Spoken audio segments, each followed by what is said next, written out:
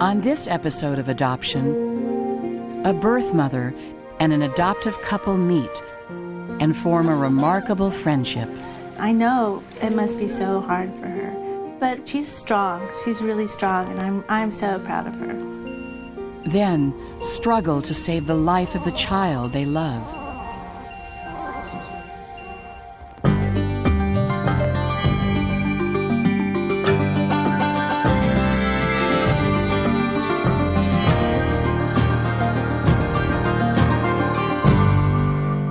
Adoption, presented by Wendy's.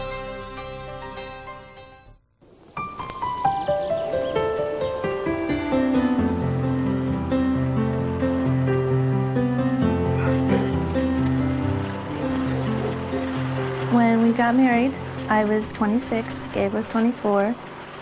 Probably a year and a half after we were married, we started trying to get pregnant, and I was really excited. Lisa and Gabe were shocked to learn that they couldn't conceive. They tried many fertility treatments, including 3 in vitro attempts. But after 4 years, they remained childless. I just got tired. I got tired of trying, got tired of the disappointment, and the tension was more than I could handle. And it was a struggle, I think, because I really did have a dream that didn't come true. And then I had to change my dream. And the new dream is to have a family and not to make my own baby so much. Lisa and Gabe contacted the Independent Adoption Center. There they met Karen Terlia and learned about open adoption. In open adoption, the birth mother and the adoptive family meet each other, and if they want to, maintain contact. I think one of the biggest misconceptions about adoption is that it's not healthy for the birth parents to be involved in the children's life after the children have been placed. But studies have proven over and over again that it's very healthy, that these children grow up knowing that their birth parents love them and knowing the reasons why they placed them, and not hearing it from other people, but hearing it directly from their parents. When we thought adoption, we thought, you get a baby, and the mom, you don't know her, you never meet her, because that's how people our age were adopted. Then what happened was I realized that my own family was kind of an open adoption story. My parents divorced when I was about 3, and my parents remarried again, so I essentially was adopted by a new family, my stepfather's family. And then I thought, wow, open adoption is kind of like that. I mean, I had 2 families. I had twice as much love. They're not evergreen, are they? They're just told. The Independent Adoption Center said something like 30 or 40% of adoptive couples end up finding their own birth mother. Gabe designed a really great webpage talking about our home and our dogs and our family, and then has a link to email us. We got a toll-free phone number into our house so that possible birth mother could call us without worrying about phone charges. I think it's kind of like fishing, because we worked really hard to get the bait set up, and we set out the line, and then we wait and wait and wait until somebody bites. My name is Angel. I'm 22 years old. I'm in the Army. I've been in about 3 years now. I'm a mechanic. I love doing what I do just because not many females do what I do. When I first found out I was pregnant, it was a humongous surprise. And I knew there's no way I could keep the baby for myself, because single parenting isn't always the best. I'd rather have an adoptive family where I know the baby has 2 good parents, loving parents. Adoption's been a big part in my life, because I've known since as far back as I can remember that I was adopted. And it's just been wonderful. And growing up is a really good experience, and I have 2 parents that love me very much, so I know that good things can come of adoption. And so from the moment I found out I was pregnant, my main mission was to find an adoptive family. When I first went to Gabe and Lisa's website, I saw their picture. I saw that they traveled a lot. I saw a lot of common interests. So I emailed him asking him if they had a phone number, and he emailed me back, and then I called him. Hello? Hi, is Lisa there? This is Lisa. I said, wow, you're already calling? She goes, well, you sent me your number. So you said you were in the So Army? then I just started asking her questions and talking to her. She was kind of shy. So I said, do you have any questions for us?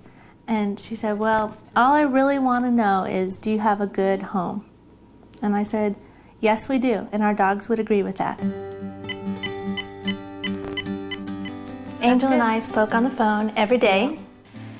And maybe after a week or two of emailing and talking, we became friends with each other. And finally, she said to me, I've picked you and Gabe to be the parents of my baby. It was exciting because this was what we've been waiting for, to find someone. And I liked her, and we got along really well. It was about 11 o'clock at night. I was home alone, and Lisa was out camping with a friend. And the birth mother phone rang. Hello? I was scared because that could be bad news in the middle of the night.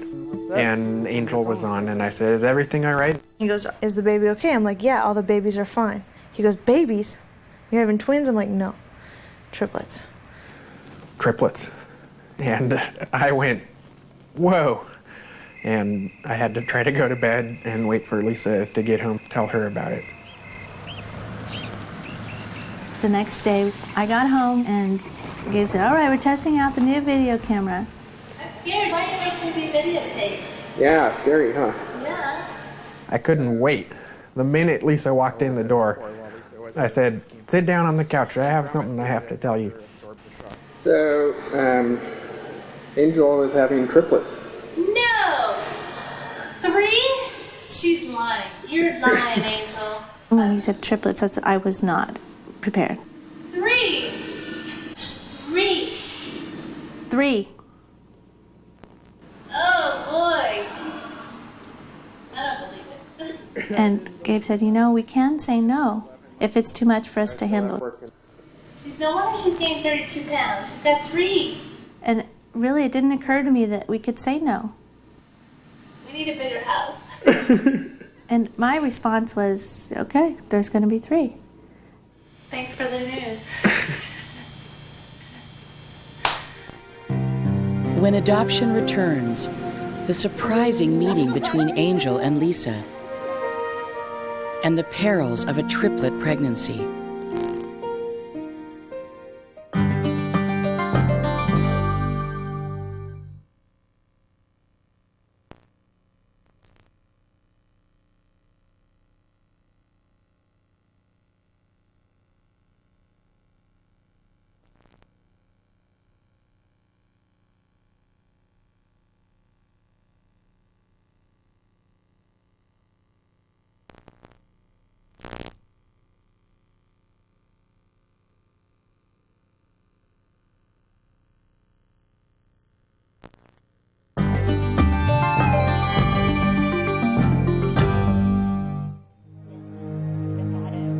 Good time to weed. It's all wet.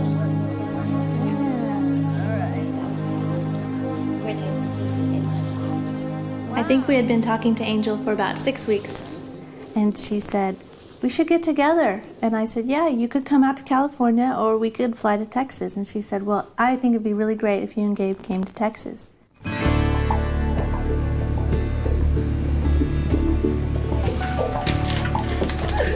I kind of compare it to dating somebody, like going on a first date. Just getting to know somebody. And they came off the plane. I'm like, oh my goodness. I was crying and laughing. I didn't know what to think. I just gained like 32 pounds. And I just felt like I was humongous. So I was really scared that they weren't gonna like me. And you know, if they don't like me, then they probably wouldn't want the babies. I'm glad to see you. She was crying. And I said, you're beautiful, just like I knew she would be. All right, you guys, you're on video. Turn around and say hi. We stayed in Texas for the weekend. Hi. Hi. Here we are by the Stinky River, but it's beautiful. And We had the video camera to document everything because our children will want to know these things. Nice river.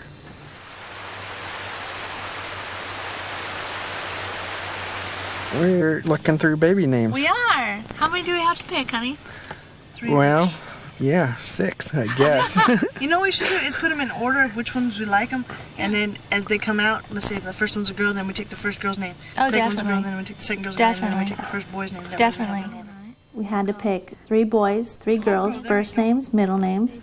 So Angel's gonna read the girls' names that we picked. Go ahead, Angel. Sierra Ann, Caitlin Ray, and Celia Michelle.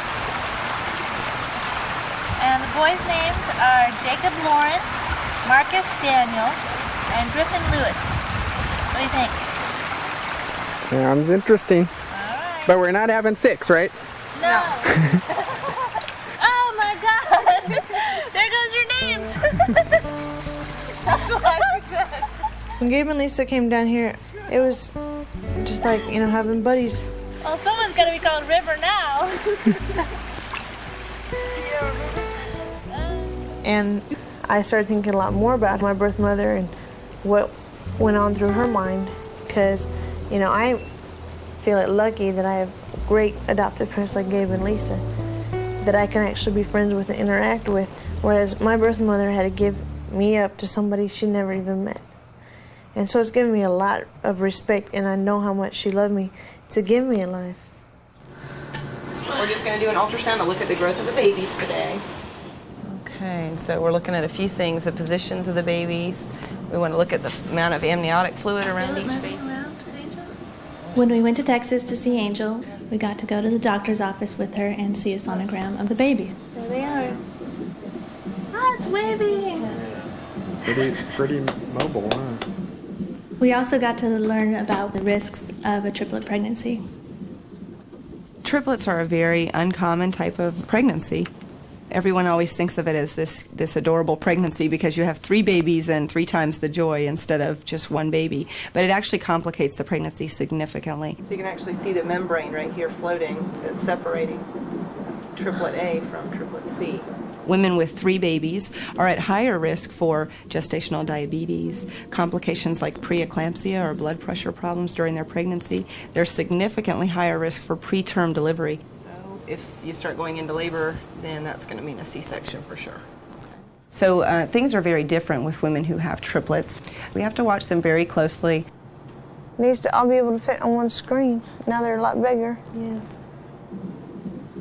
After being with Angel for a few days, I could tell that she really cared for these babies. And I shared with her that I was afraid that she still might change her mind. They're so cute. They've come a long ways. I know I won't change my mind, and that's because I know all the hurt it can cause. And I can never ever do that to another person. And in my mind, I've kind of just, you know, I've known that these aren't my children, they're Lisa and Gabe's. So it's more that I'm carrying the children for them rather than they're mine. Just do a few measurements here. It was a relief for me to hear those words from her. And actually I said, do you think you can tell me this in about a month from now, and another month from now, and another month from now? Because I need to hear that you like us, that you want us, that you're invested in us, because we're invested in you.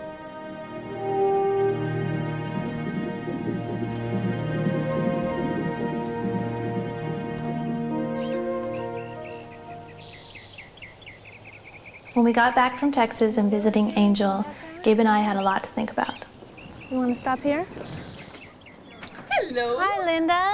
How are you? One of the first things we did was find a local triplet support group. Brought a little snack. How are you doing? We knew we had a lot to learn, and who better to learn it from than the women who've been through it. The minute they come home, you get them on a schedule.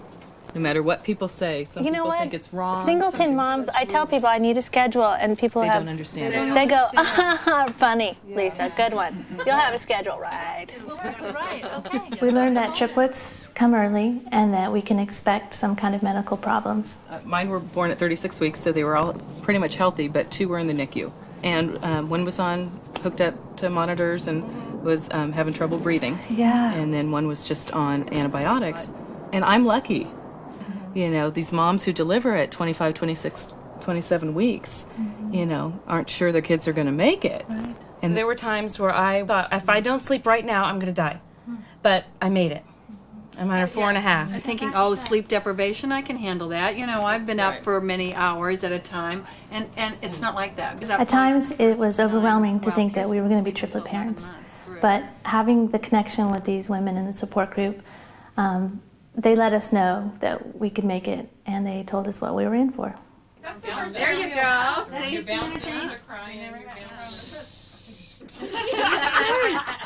We had to prepare ourselves for triplets, and not just mentally.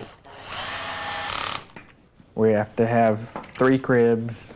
We have to have 3 high chairs in the kitchen. We have to have 3 jumpy playthings. 1 down, 2 to go. And we needed a car that was big enough to carry our whole family. What is this? This is your new minivan. Oh my God, Gabe. You bought a car? Well, like you said, we're gonna need a minivan. Wow.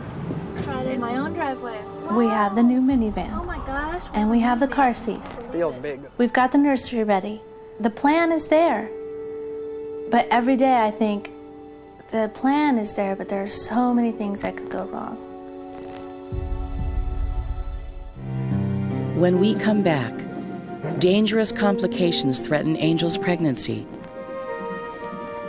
and Gabe and Lisa must make a critical decision.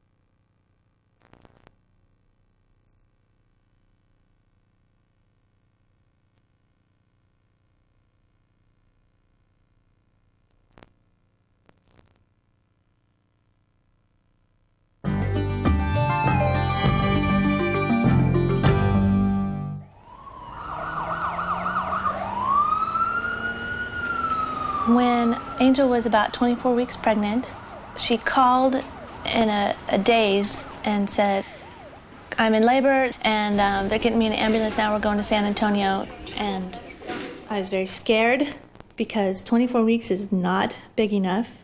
I'd read enough to know that 24-week babies often don't even live. And if they do, they have severe problems. Our primary concern with her is that she's going to deliver early. Long-term wise, triplets generally do well if they can make it past about 32 weeks. There are no long-term deficits in their learning or their development or anything. But even at 32 weeks, they're still going to have problems with, not very much body fat, not very good body weight, and they often have problems with their breathing and need help, sometimes even with a ventilator. So every day that her babies spend inside the uterus is a blessing. We were able to stop her labor long enough to give her steroids to help the baby's lungs to mature early. And now we've been managing her with bed rest, and this is an important step in managing her preterm labor. How are you doing today? Pretty good. They're moving a lot more, though. Are they? They were 4'11", 4'13", and 5'8". Wow. Pretty big for triplets. Yeah, you can just watch my stomach go back and forth and stuff. Because we met the birth mother so early on, Lisa and I kind of got to experience the pregnancy. That was sort of good and bad. We got to see the good stuff, like getting to see the sonogram and hearing their weights get estimated and watching them grow, but we also had to go through the worries of a pregnancy, especially with triplets. So. Angel might actually really enjoy it. We really wanted to help Angel, so we drove to San Antonio and decided to stay there until after the babies were born. All right, here we are. Who are we here visiting? We're here visiting birth mother Angel. Angel! And here she comes into focus, ladies and gentlemen. Angel, point to me and show me where they are. Well, now they're big. Now they're big. Before it was 3 little pokes. Sierra's all the way head down here. Her feet are all the way up here. Wow. I was really glad when Gabe and Lisa came down to stay with me. Somehow. Just because it was a time where I struggled with myself, and I think it was just the waiting period. Just waiting. And it was just really great to have their support. And then Jacob's head is in here. Angel has a unique situation because not only is she suffering through all the problems that a triplet pregnancy brings for her, but in addition to that, she is planning to give these triplets up for adoption. One of the things that's valuable about open adoption is that you have the opportunity to kind of do some grief work, to anticipate that there are parts of this that are really going to hurt. Being a birth parent is an incredibly isolated experience. It's not the kind of thing that they can openly share with neighbors and friends. And we developed the birth parent support group here out of a recognition for a need for support and camaraderie. And I often think of it as kind of being a sorority. Have you lost friends over this? No, not really. I figure it's a part of my life, and if anybody even wants to, consider being my friend, then they're going to have to know about it, so I might as well tell them. Crystal, did you kind of go through that? Most of my friends, I told them, and they were very understanding about it. When I went to the birth mother support group, I met other people who had gone through the same experience. And they said, keep your head up. You're making an awesome decision. You're giving a baby a life that it wouldn't even have. And you have to be a strong person to go through it. When we talk about being frustrated, how does that relate to feeling angry with the adoptive parents? I mean, what do you do when you're angry with the adoptive parents? I've screamed at mine. Have you? Good. I cuss them out. I've gone off on them quite a few times, and we've argued, and we haven't had all ups, so I know it's going to be rough, but there are days that birth parents feel very good about the decision they made. There are days when they wake up and think, what did I do? What was I thinking? And I think our job is to help prepare them for both kinds of days. It's been 5 months since Angel called us on the phone, and I know it must be so hard for her. And I just want to congratulate her every day on another success. Because I know it's tough. She's uncomfortable. She's got 3 babies, for goodness sakes. So she's strong. She's really strong, and I'm so proud of her. All right, say goodbye. Bye. Coming up, born too early, a child struggles to survive. Where are you at now?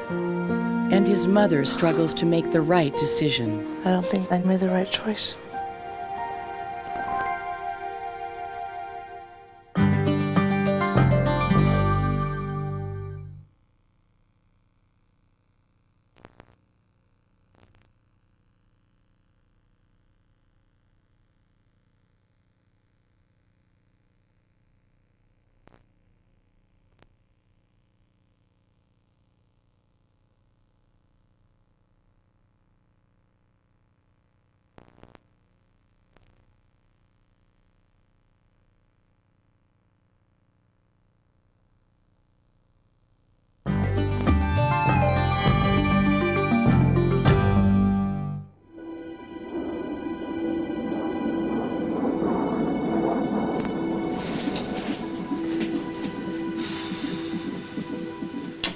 You're doing good. You breathe right through those contractions. And how many babies are you going to have today? This many. Hopefully. She started noticing contractions early yesterday morning, and she was checked by the doctor that was on call. At that time, she was having regular contractions, and so we knew it was time the babies were coming. We had an epidural placed for her comfort. And approximately 8 o'clock in the morning, her bag of water broke, and at approximately 10 o'clock, it was showtime. And she pushed the first baby out without difficulties. That was the little girl. And then the second one, where we actually helped the baby down by holding onto the feet. And then the baby C also delivered that way too. But she did a great job. She did really, really wonderful. Look at those perfect little ears. Hi, little Sierra. Oh, look at her. She sleeps with her mouth open. It was overwhelming to see the babies for the first time. Their heads, their little heads. Because they were so small. They were very, very small.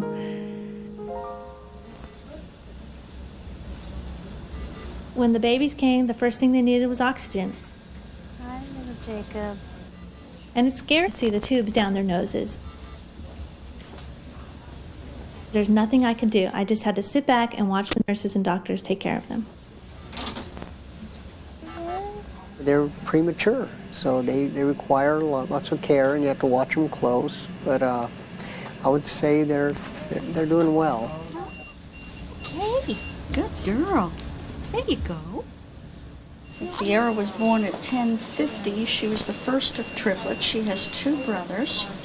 She's doing a little bit better than they are in that she doesn't have any oxygen requirement.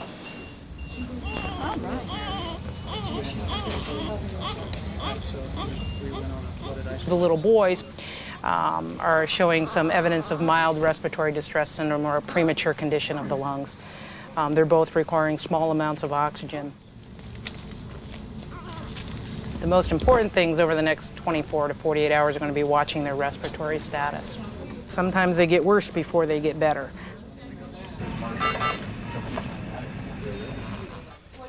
It was scary to see them needing machines to help them breathe and being on an IV, and it wasn't quite fatherhood at that point because they needed the hospital more than they needed us. How are you feeling? A lot better with the babies out, huh? Yeah. Well, you did such a great job yesterday. Yeah, you did wasn't really, that really exciting? wonderful. I couldn't feel nothing, so. Well, that's important. As That's long good as that you didn't feel anything. as long as I don't feel anything. Right, right. I don't think reality's even hit. I'm just waiting for any moment now just to wake up and I'm still pregnant. Okay, sweet pea. Stay nice and cozy. We just visited Sierra and got to give her a feeding, and now we're going to go check up on the boys in level 3. Sierra was doing the best. The 2 boys, Jacob and Griffin, needed some help with their breathing. Griffin has, had another episode of an apnea, bradycardia. What they'll probably do is switch to a nasal cannula. That's what Griffin has. Yesterday, the boys both had tents over their heads to supply them with oxygen, and now they have nose pieces that are forcing air into their lungs.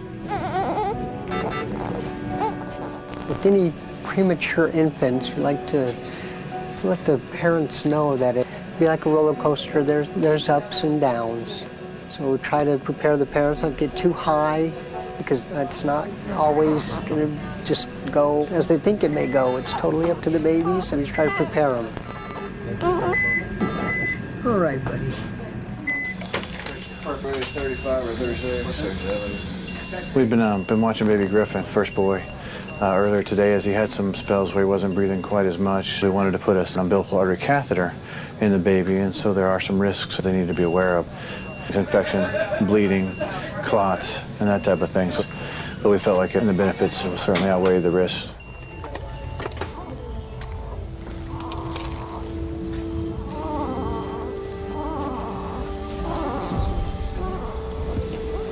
Everything went well.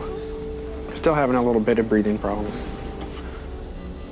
After they inserted the catheter into Griffin, the doctors decided that they should give him some medicine to help improve his lungs. Sorry, buddy, a little fluid coming your way.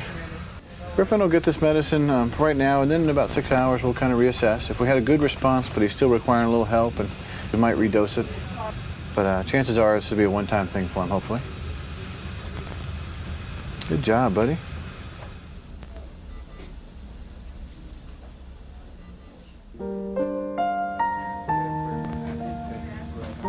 Can't tell the worse for wear, can you? No. You see how calm he is on the ventilator, too. Yeah, as soon as you guys put him on that, he's been real happy with it. Been much more relaxed, not having to work as hard, and he's happy. Now Griffin's doing so much better. It's all okay now, but I was scared. I wasn't worried that Angel was going to be too attached in the sense that she would change her mind and not want to give them for adoption to us. But I was worried that it would be a heartbreak for her if she was too attached. But do you enjoy your time that you get to hold them and touch them and see their little faces and little hands? Angel's been here for 9 weeks now, and we've been coming down on about a weekly basis to help her prepare for the adoption experience. Do you prefer to spend time with them alone, or do you like having Gabe and Lisa there? Doesn't matter to me. Oh, it's got to matter, you know, because... I mean, it's nice having them there. And I just... Where are you at now with the thought of open adoption? I don't think I made the right choice. It's pretty natural for birth moms, after the babies are born, to kind of reconsider. And I know in this case particular, Angel has been struggling a little bit. And so she's kind of having a couple questions, you know, in her own mind of what should she do. I go down there by myself and I talk to him. Jacob. Oh, I'm sorry. I'm sorry. They already know my voice and they already know my touch, you know, because you can see them respond. I don't think now that I've seen the babies, I could ever just go on my life not seeing the babies.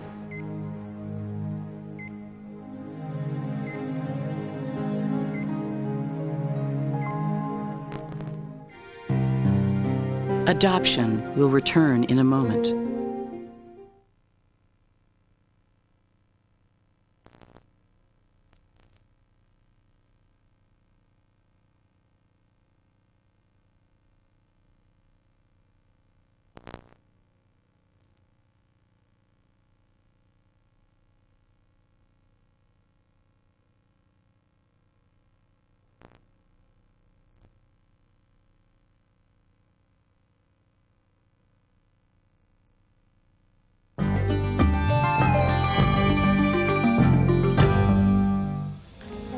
Toes.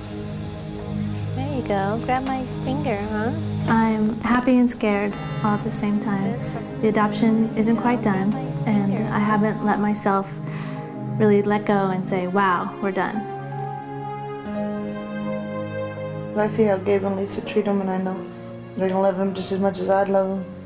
And they can spoil and rotten like I would want to spoil them, but wouldn't be able to. Good job, and you barely spilled any this time. Being that I've been adopted, I know from experience they're a lot better off. You want to take one with the camera too? Yeah, take a picture. This morning we talked that you're feeling a little more comfortable with open adoption. Being a birth mom myself, I know that there will not be a single day that will pass where they won't be in your thoughts. And it won't always be thoughts of sadness, but thoughts of joy. Just the look on Lisa and Gabe's face when I see how happy they are, oh, that just makes me happy. Somebody gave that gift to my parents many years ago, and now I can give it to them. I'm gonna cry when we get home to San Jose. That's when I'm gonna cry. That's when I'll just go, blush. It'll just come out of me. Then it'll all be done, and you can relax and start a family.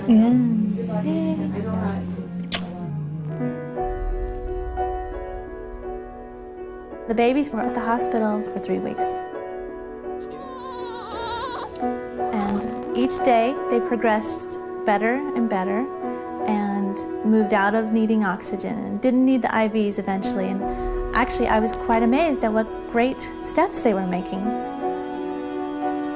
Oh, is that a big mouth open for me? Yeah. Hi, beautiful girl. Your perfect little nose. It was on a Wednesday that the doctor said to me, I think it's time for the babies to go home. Are you ready? And I'm thinking, am I ready? Oh my gosh. I've been sitting here for 6 weeks waiting for these babies to come home. I'm ready. Oh, wow. Look at your head. Will you look cool? Are they going home? Yep. On the way out the door, we stopped by Labor and Delivery to visit all the nurses. And we just lined them up, and everyone oohed and awed and told us congratulations. Okay, so where's Griffin? Look, he's smiling. Hold on. They had really gotten attached to the babies. The reason they're going home so early is because of the good care that you gave to her. So we all really appreciate your hard work here. Life will never, ever be the same. That's right. I was really happy because I knew they were okay. So it was a really good day. Bye, thank you. Bye, thank you. All right. In contrast to other states where birth parents have a grace period during which they can change their mind and revoke their decision, Texas law doesn't allow for that. That we have an irrevocable relinquishment, and in Texas, once a birth parent makes that decision is final. At the attorney's office, I just kept telling myself it's an act of love. And I knew I had to get through it, and I couldn't let my emotions get in the way at the time. The birth parents that have talked to me about it say that although they never regret the decision that they made, they regret that they had to make it. And I think that's understandable.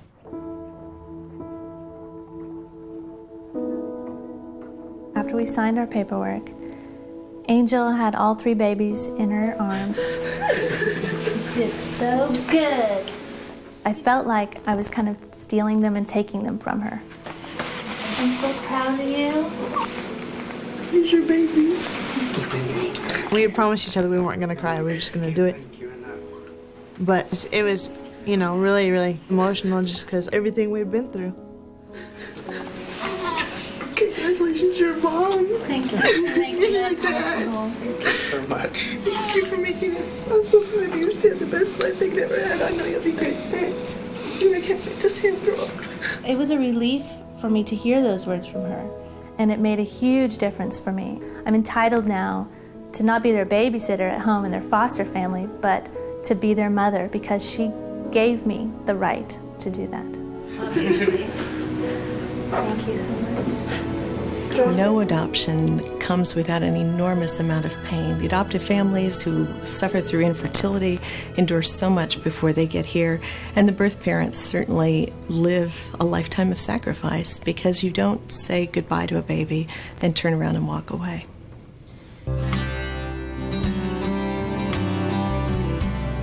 Driving home was a huge step because it started to feel real. I can't wait to watch Gabe be daddy and see how I, fare up as a mommy. 3 babies. Welcome to the zoo.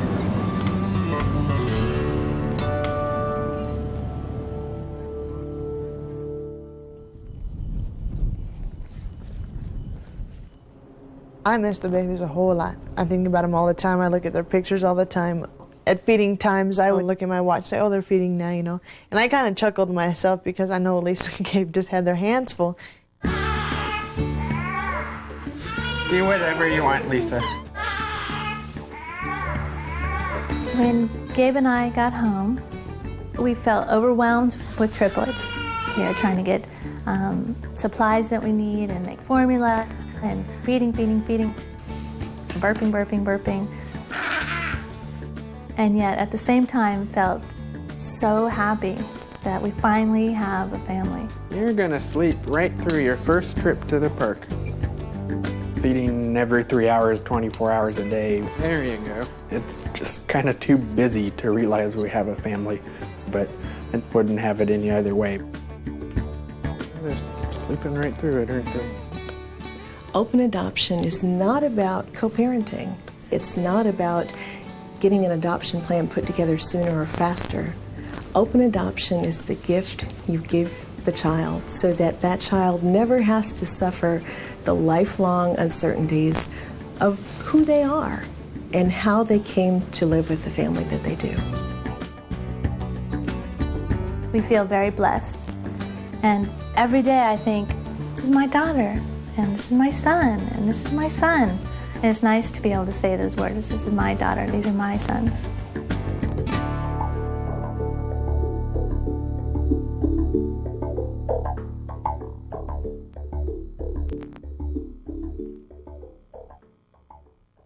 When we come back, looking at an adoption 1 year later. I thought I was very well prepared to become a parent. Nothing could have prepared me for twins. It's been really wonderful, but it's a lot of work.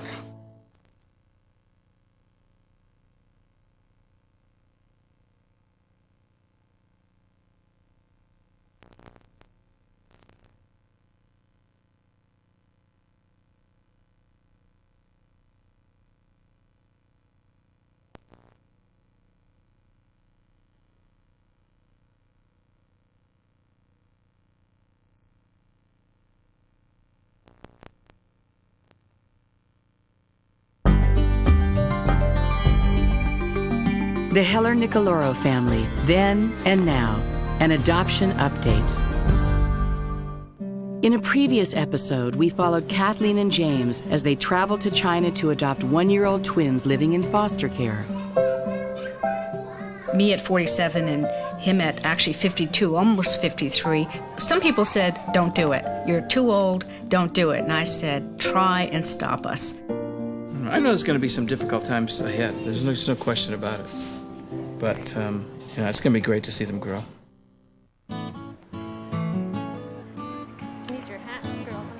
I thought I was very well prepared to become a parent. I'm highly organized anyhow. I multitask. I'm really detail-oriented. Nothing could have prepared me for twins. I feel totally incompetent, completely incompetent. But the good news is, every twin mom I've spoken to has felt the same way.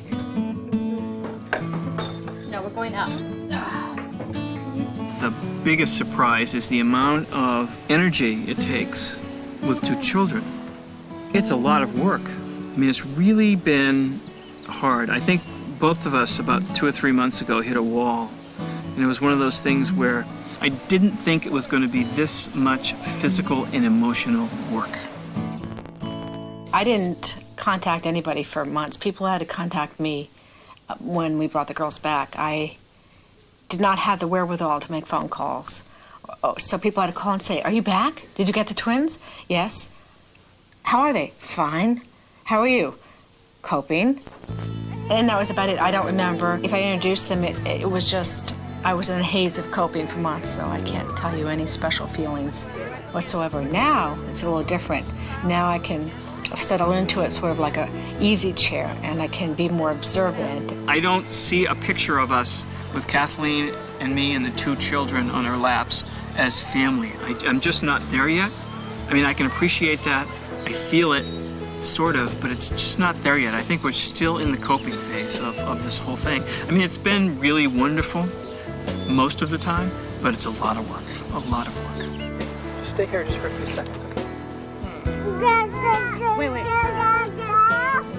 Wait, look at, do you see the squirrel on the tree See up the there? squirrel up there? Look at the squirrel. Look at the squirrel. Take the squirrel. The whole thing is eye contact, how they come up and give you hugs sometimes, and you know that things are going forward. It's really great. Do more? Say thank you, thank you, thank you. Good. That's good girl. I've taught them some sign language so they can express themselves and say what they want, so the tantrum level is minimal. But right now, the words are just starting to pop, and I have a feeling sentences are just around the corner. Kitty cat. Kitty cat. Kitty, kitty, kitty. I think the last couple of months, they really started to bond with us. They don't have as many tantrums, not that they had a lot, but sometimes, you know, they're inconsolable. And still to some degree they are in the afternoon sometimes, but they're really starting to see us as, you know, mother and father.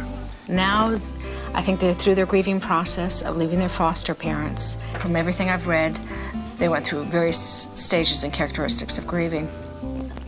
2 weeks ago, I literally kind of had a switch happen.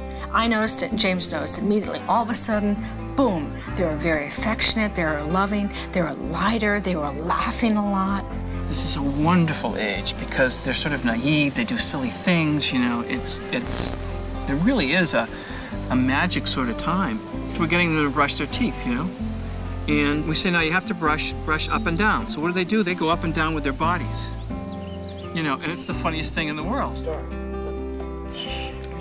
I think a family has to have history, and we're a new family, so we're just getting to know each other. And since we don't have extended family at all, we're just starting our own little nucleus right now, so we're still in the beginning process of making the family unit.